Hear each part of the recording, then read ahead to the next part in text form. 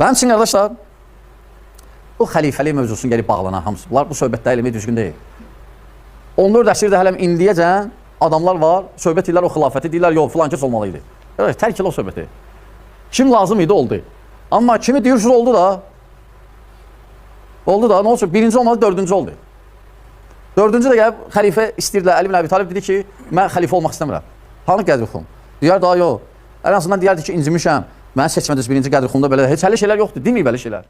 Həzrət Əli birinci xəlifə olmadı, dördüncü oldu. Nə baş verdi ki? Axır ki, xəlifə oldu. Mən bunun cavabını verirəm. Baxın, diqqət eləyin. Həzrət Əli əleyhissalam əgər birinci xəlifə olsaydı, birinci xəlifə biz deyəndə bu mənada deyil ki, Əbu Bəkir, Ömər, Osman ikinci, üçüncü, dördüncü xəlifə olaraq. Xeyr. O üç nəfərin heç bir ləyaqəti yox idi hökumət eləyələr, xilafət eləyələr. Heç bir ləyaqəti yox idi.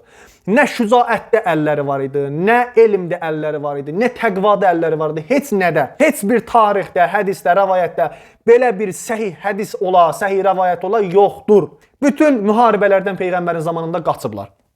Ömər ibn Xattab özü deyir ki, mən Uhud müharibəsində dağ keçisi kimi dağlardan dırmaşırdım. Qaçırdım müharibədən. Osman gedir 3 gündən sonra tapılır. Əbu Bəkir arada yox olur, itir batır. Ondan əlavə elm məsələsinə gələndə bu 3 xəlifənin heç bir elmi olmayıbdı. Yahudilər gəlib şübhə eləyib, sual eləyib Həzrət Əlini çağırıblar. Məsihilər gəlib Həzrət Əlini çağırıblar. Məcusilər gəlib Həzrət Əlini çağırıblar. Bütün şəriətlər ki, gəlibdi bunların yanına.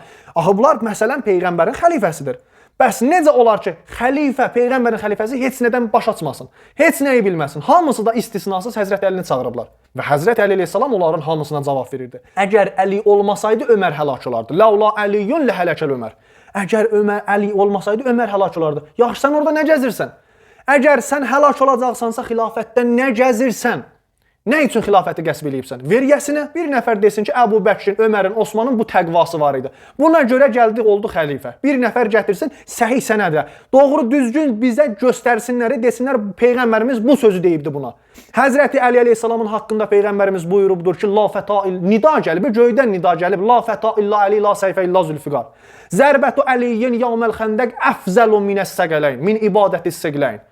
Bunların hamısı Əli əleyhissalama gəlib. Elmə gələndə Həzrət Peyğəmbərimiz buyurur, Ənə mədinətül elmi və Əliyyun babuha. Qardaş, hər şeyin gözəlliyi Əli əleyhissalamdadır. Nə üçün onlardan təbəyyət eləyəsiniz? Nə üçün bir adamdan ki, şücaəti yox, elmi yox, təqvası yox, zühdü yox, onlara təbəyyət eləyəsiniz? Həzrət Əli əleyhissalamın zühdünə gələndə, baxın, görün Həzrət Əlinin ibadətləri nə idi? Duaları hal-hazırda vardı kitablarda. Açın dualarına, baxın, görün necə Allaha istiğası eləyir. Necə dualar eləyir Allaha. Sizin o üç xəlifənizin hansı birisi bu işləri görübdür? İndi isə gəlin görək ki, Həzrət Əli əleyhissalam 4-cü xəlifə oldu, 1-ci xəlifə olmadı, nə baş verdi?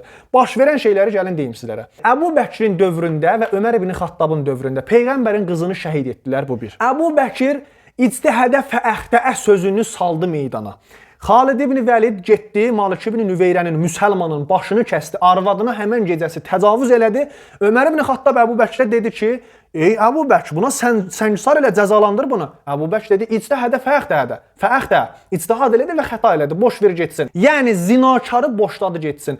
Odur ki, sünnilər, vəhabilər hal-hazırda hər bir adam ki, bunların müftilərindən, nə bilim alimlərindən, hətta onların o sahabələri şarab içirdi, zina eləyirdi, araq içirdi, nə oyundan çıxırdısa, deyirlər, ictihədə fəəxtə. Əmir əl-möminini öldürənə İbn-i Mülcəmə deyirlər ki, ictihədə fəəxtə. İctihad elədi və xəta elədi, eybi yoxdur. Yəni, bunların bu ictihədə fəəxtəsi Əbu Bəkirdən başladı. Bir bidət Peyğəmbərimizdən sonra. Ömər ibn Xattab həcc-i təməttüyü haram elədi. Təravih namazının cəmaət qılmağı bir bidət ünvanında dinə saldı. Həzrət Zəhranı öldürdü. İmam Əli əleyhissalamın xilafətini qəsb elədi. Hələ ondan da əlavə nə qədər bidətləri vardı ki, saydıqca gəlir ardı.